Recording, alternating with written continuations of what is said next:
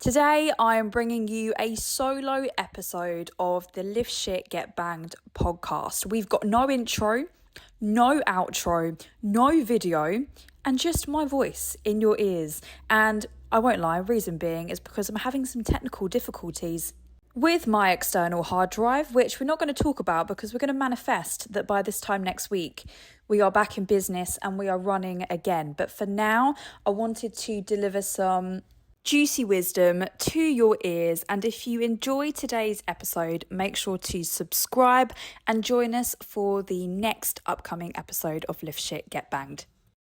Welcome to a solo episode of the Live Shit Get Banged podcast, and I'm coming to you solo today because I have a topic that felt important to speak about this week because it has affected me so much across the last couple of weeks. And it is the subject of nutrition for your mental health. Now, you might be thinking, Sophia, you're a qualified nutritionist. Why the tits? Has this been something that has affected you recently? And should you not know everything about applying nutrition to your mental health already? Well, bitch, please. Yes, technically, it is something that I know, but sometimes you have to be brutally reminded. And a big shift in my lifestyle recently. I've moved to a different country. My day-to-day looks very different. My routine has changed. The access to foods that I have and the way that I've been cooking has been. And I think sometimes even if you know a certain fact, sometimes you simply fall out of the habit of doing the thing, or you forget why the thing is so important to you. I'm going to keep it real, guys. I've come out of a good 2.5 week depression pit. And I was thinking to myself, what is it that I'm not doing? Now, of course, as a fitness coach, you can imagine that most things in my life I keep in check. I exercise daily, I get sunlight daily, I go for daily walks, I am very consistent with my sleep routine. And there are lots of different things involved that I personally make sure are priorities in my life. But something that slipped through the cracks over those last few weeks was my nutrition, and not in the way that you would expect. So if you imagine, someone's having a really shit time, it wasn't the case that I fell into a pile of French cheese and wine, although I will admit some wine has been consumed and I've enjoyed every single sip. But it was more the case of being out of routine, of cooking with my partner, being out of the routine that I had at home, and the same structure of having my meals at the same time every day and going to the supermarket and buying quite similar products. I almost forgot why I included certain ingredients in the meals that I cook, and also why I was eating at certain times, etc. So, for example, in a lot of the meals that I was having over the last couple of weeks, I was having a protein serving, a big kind of side of veggies, but I wasn't including some staples that I normally include in there. And instead of having like a big colourful salad, I would have something like, a couple of lettuce leaves, maybe some tomatoes and some peaches in my breakfast or something like that. And you might be thinking, Soph, that's not criminal.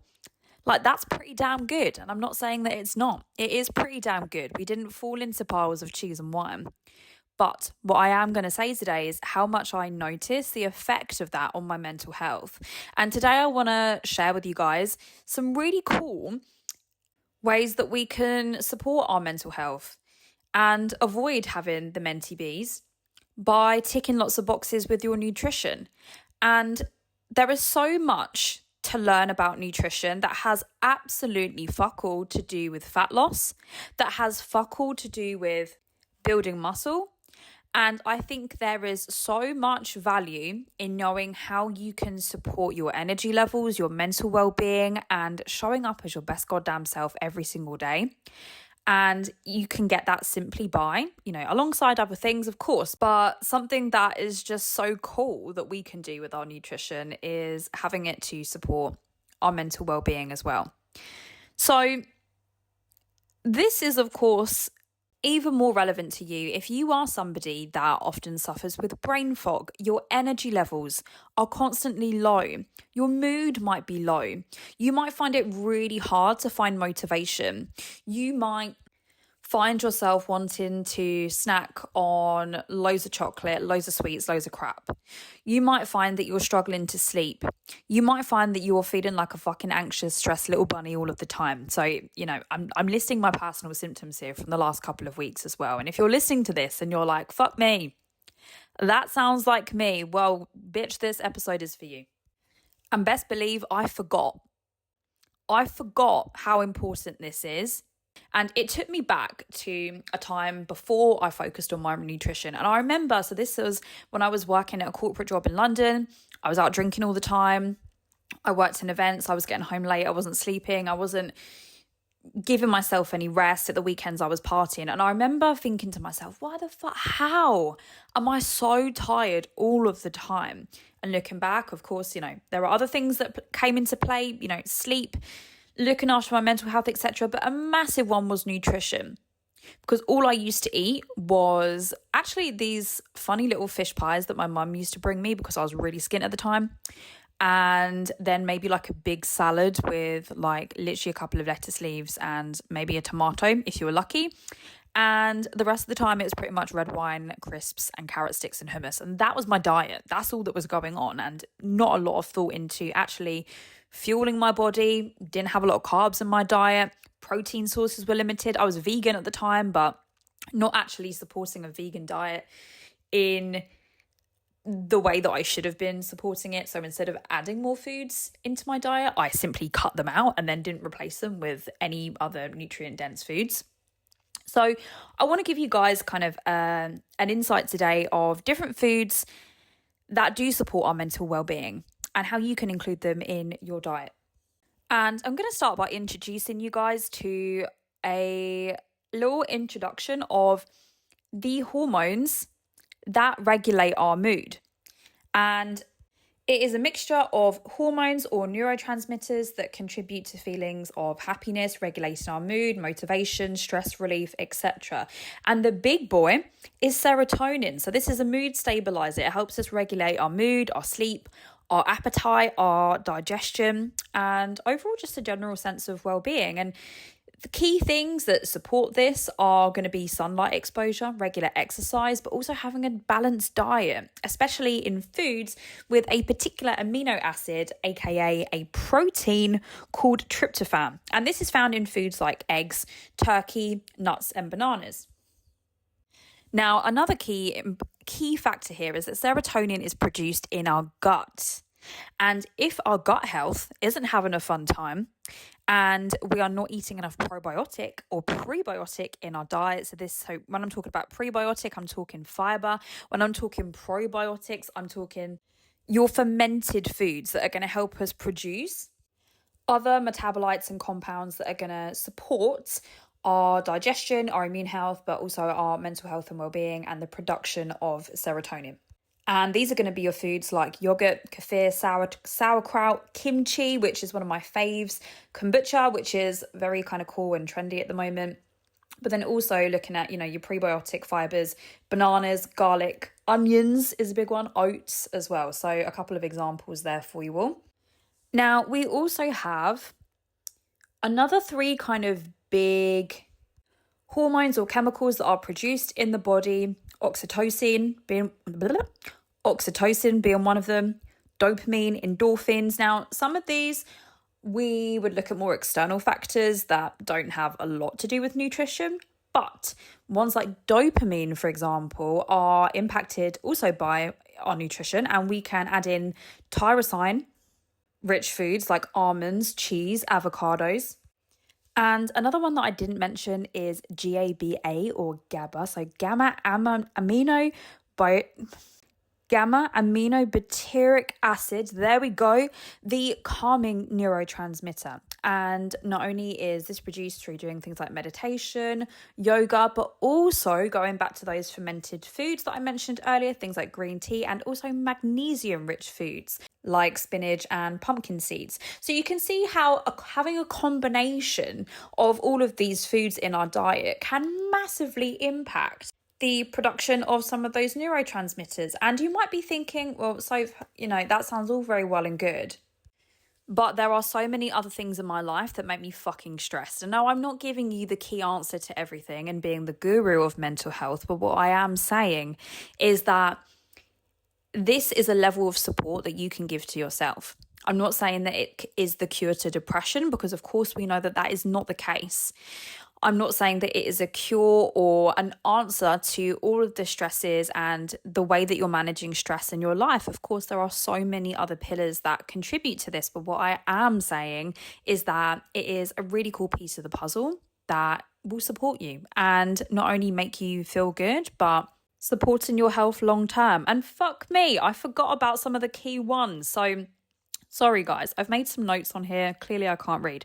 Last but certainly not least, we've got the foods that our micronutrients come from, our vitamins and our minerals. So we've got our B vitamins, in particular B6, B12, folate, really important for serotonin production, dopamine synthesis, and we can get that in foods like your dark leafy greens, legumes, eggs, meat, cereals. Also vitamin D. So of course the main source of that is going to be from the sunshine, but also can be found in foods such as fatty fish, eggs, fortified dairy, mushrooms, magnesium. So all of my clients will know I actually supplement with magnesium. It's one that I have found. I haven't really noticed a massive difference from supplements that I've taken in the past, apart from magnesium. And this is just, personally, magnesium glycinate has massively supported my mental health and well-being since taking it as a supplement. And I've been taking it as a supplement for a good,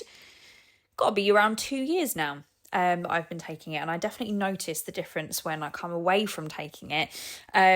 So magnesium glycinate is the supplement that I take, but you can also find magnesium in products such as spinach, pumpkin seeds, almonds, avocado, and dark chocolate. Yes, chocolate. And then also we've got zinc and iron. That's going to be, red meat, chickpeas, also things like spinach. We've covered all of the grounds now of the different neurotransmitters, the different chemicals that impact mental health and well-being in our body that we can contribute to through our nutrition. And I'm going to give you some examples of some meals that I have slapped together this week. And I actually made a little menu. So normally I plan out my meals, and I do this kind of at the start of the week, and I will stick my little slapdash menu on the fridge. So I've almost got like a set menu for the week that I follow, and I try and do this once a week. Sometimes I'll just rinse and repeat the same menu for a few weeks running to save planning. But this week I made a nice fresh new one to make sure that I included lots of these foods. So for my breakfast, I've been having a spinach and mushroom omelette. And I've also added in there some lemon juice. Now, this is not essential, but I thought really cool one for vitamin C.